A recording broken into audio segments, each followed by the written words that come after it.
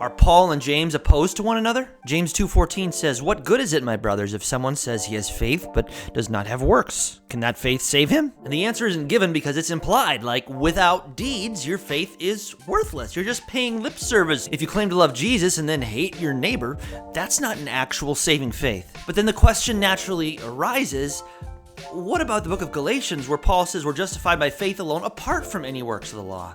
And now here in James is telling us, look, you're justified by works and not faith alone. What is going on here? Well, as is often the case, the answer is much more simple than we think. It comes down to a simple issue of vocabulary. Two different people can use the same word to mean two very different things. Here's how this works. If you order a Coke in the Midwest, you're going to actually get a Coca-Cola.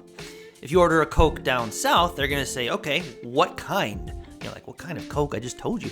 No, for them, a Coke can mean 7-Up, it can mean root beer, it can mean any number of things. So they use the same word, Coke, in the Midwest and the South, but they don't mean exactly the same thing.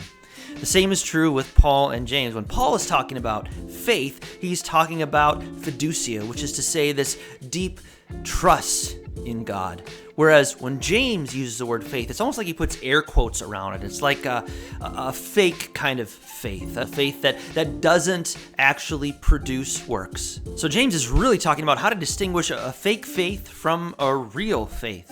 A fake faith is kind of like one of those fake candles.